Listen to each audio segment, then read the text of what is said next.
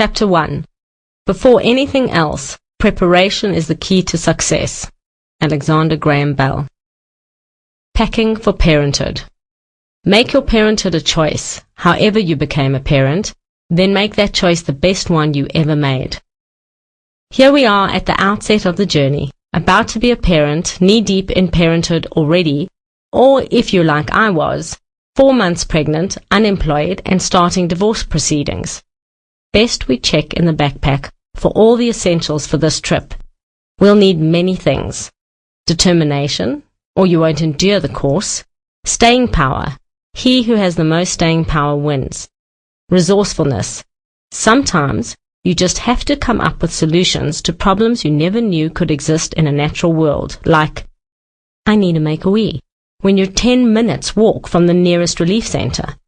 Ingenuity. Cleverness, not IQ stuff. Creativity. You better pack it in the backpack. If you go out without packing nappies, you'll need it. And a healthy dose of humor. We laugh or we fall apart. These are our choices. So if all that and more is packed into the backpack, armed with a life compass, we're ready to head out. What do you have to know, really? First time I ever changed a nappy was on my 1-day-old son. Did a fine job. Wondered why the good Lord would put meconium, the green blacky sticky first excretion, into the first nappy I ever had to change, and then proudly lifted my son to show off at the window and bashed his forehead on the shelf above him. Still haven't figured out why it was there. Cried with him and moved on, praying the mark would fade. All this while, my parents and some dear friends chuckled at the window to the nursery. 2 roads diverged in a wood, and I took the one less travelled by, and that has made all the difference. Robert Frost, The Road Not Taken.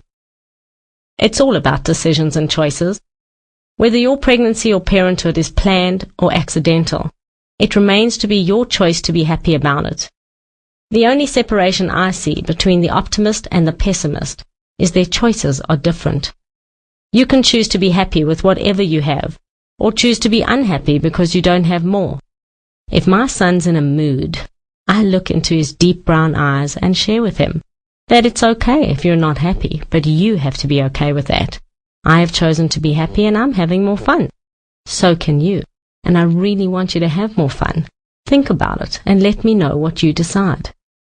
More often than not, the mood gets dropped, his eyes lighten up to a beautiful lighter brown, and we have fun the rest of the day, celebrating, choosing to be happy, and being together. Single parenthood, or any kind of parenthood, all starts with single motherhood. It may take 2 to tango, or 10 or 20 if you need fertilization therapy, but it takes a mother to nurture, grow, and birth a baby. Oftentimes, the baby is born into a married couple's waiting arms. Sometimes, that is not the case. More often in the past decade than not.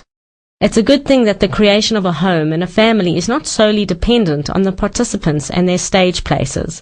It is more greatly determined by the love contained in the environment in which the baby will grow. When Barney sings, I love you, you love me, we're a happy family, with a great big hug and a kiss from me to you, won't you say you love me too? He doesn't define how many the you is. Just that there is love in the raising and nurturing of the child, and that creates a place of family. There are countless family types out there, and single parenthood is certainly one of them.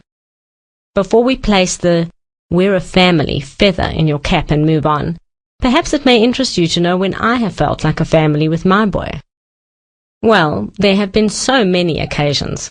One that stands out is when I went back to the gynecologist for my 6-week checkup, and I sat with my boy waiting for my appointment.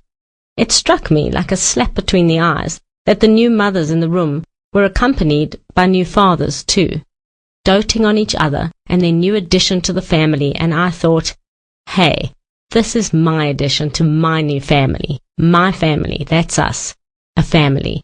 And it didn't feel sad or lonely at all. It felt good. When I was called to take my appointment, I pulled myself from my reverie of staring and smiling at my little gem, fluffed out my tail feathers, rather proud, and carried him into the room. Maybe take a moment now to write down or think about the first time you really felt like you were a family with your child or children. And when you're ready, we can move on.